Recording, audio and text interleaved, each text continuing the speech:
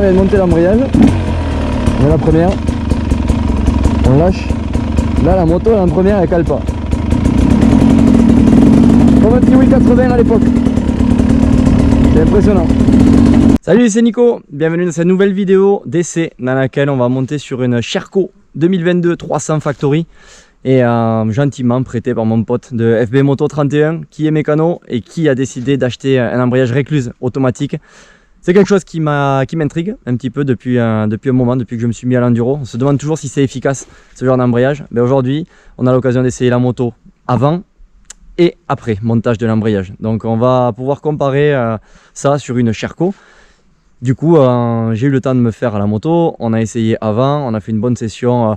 Surtout dans du franchissement, et on aura l'occasion de l'essayer aussi en spécial. Donc on a les deux spots à disposition aujourd'hui, du franchissement, de la spéciale. Donc on va voir ce que ça donne. J'ai vraiment hâte d'essayer ça et de te faire un retour, sachant qu'il y a très peu de vidéos là-dessus. Donc écoute, je te laisse découvrir ça et me donner ton avis. A tout de suite.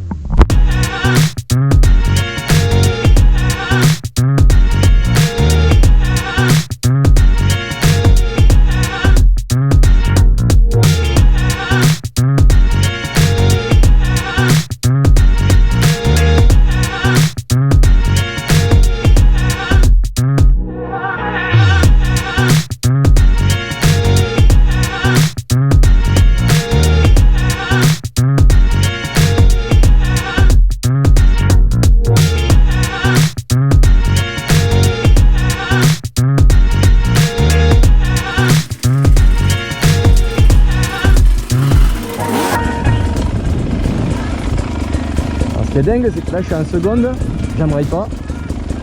Et on n'a pas de. On a quand même un moteur. Hein.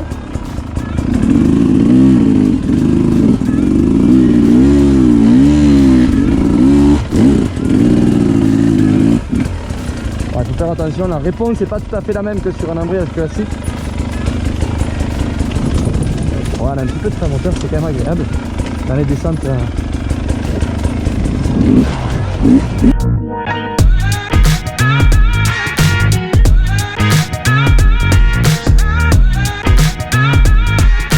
Là on arrive devant un tronc. Moi je suis plus à l'aise en tenant l'embrayage parce que j'ai envie de pouvoir mettre un petit coup de gâchette, mais on va voir si ça se comporte pareil. Ouais, c'est...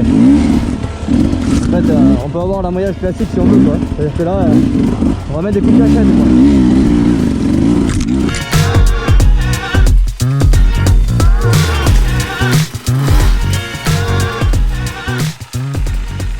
Allez, on se retrouve à deux devant cette fameuse Sherco 2022. Fabien de FB Moto 31 qui m'a gentiment prêté sa moto et fait tester cet embrayage récluse qui me trottait dans la tête depuis un petit moment. Donc avant de commencer sur la partie pilotage, la partie démontage, montage, ça t'a pris quoi? Allez, 30 minutes, un petit peu plus avec les réglages et le rodage? Ouais, on va compter 1 heure. On va compter 1 heure en max en faisant la vidange, en faisant les choses correctement. Ouais, on part sur une petite heure, quoi. C'est bien expliqué sur le niveau de la notice et tout ça? Ouais, on rencontre pas de problème, c'est quand même bien fait. Voilà, il n'y a aucun problème. Il y a des petites astuces qu'il faut savoir quand on le monte, des trucs, bon, c'est comme un embrayage classique, après il faut graisser les disques, enfin huiler les disques et tout ça. Mis à part ce genre de choses qu'on fait sur un embrayage classique, il n'y a pas plus de... Non, bien serré, bien contrôler les couples de serrage préconisés. Et après faire attention à la purge et par contre au réglage du coup de garde qui est très important, quoi. Donc toi, tu m'as prêté cette moto, tu es blessé en ce moment, tu n'as jamais roulé avec.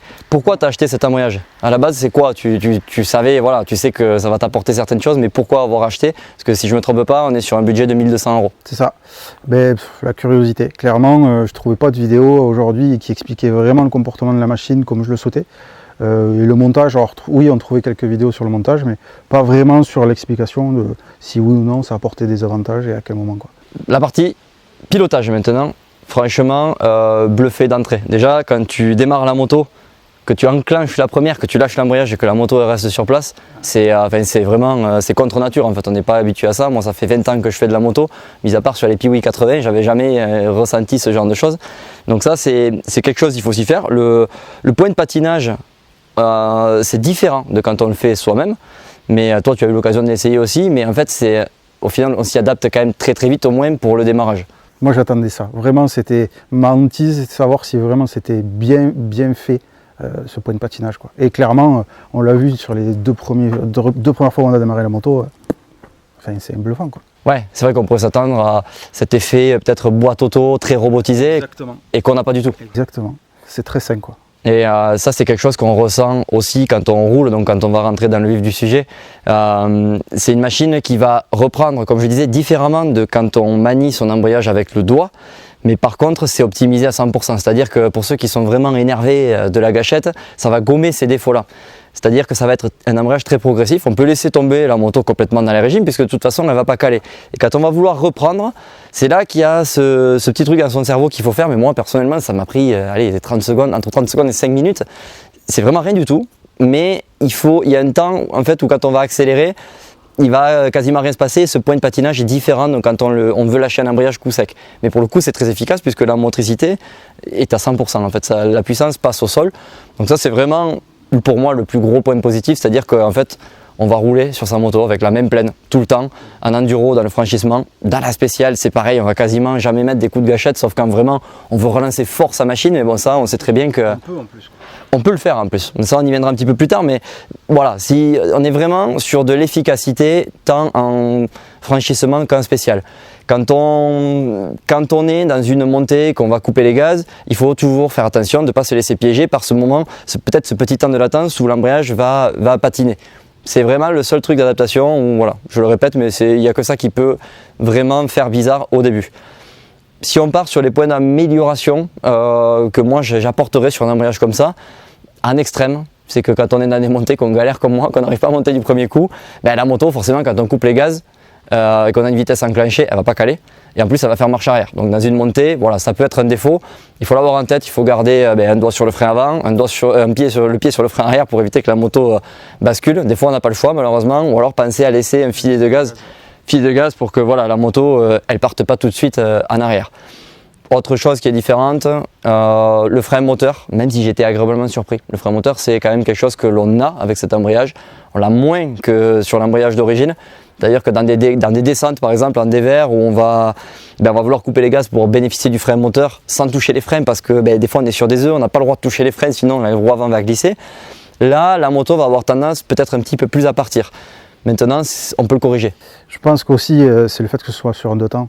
Peut-être que le 4 temps, il y a quand même beaucoup plus de frein moteur et on devrait moins le ressentir. Ça. Ouais, donc à essayer sur un 4 temps, il y a autre chose que j'ai ressenti moi en essayant plusieurs trucs, c'est que en mettant un léger coup de gaz pour faire monter la moto dans les régimes, de suite, clac, on va avoir un certain régime moteur qui va nous permettre d'avoir du frein moteur. Par contre, si on se lance dans une descente à l'arrêt, la moto elle file comme si elle était au point mort. Donc faire vraiment très attention à ça.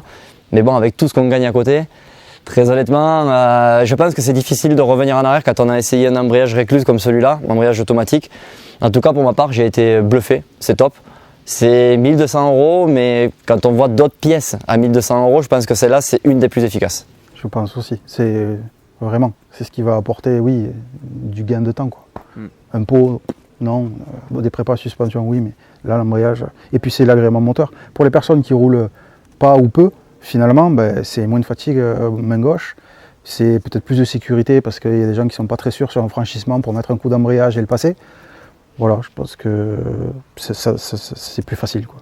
Ouais, plus facile et comme tu l'as dit, en plus on retrouve les avantages d'un embrayage manuel, c'est qu'on a toujours la poignée d'embrayage évidemment. Si on veut mettre un coup de gâchette pour faire lever l'avant, il n'y a pas de problème. Donc ça c'est aussi un plus. Donc en fait on a vraiment le pack complet d'un embrayage qui va bien dans du franchissement et dans de la spéciale.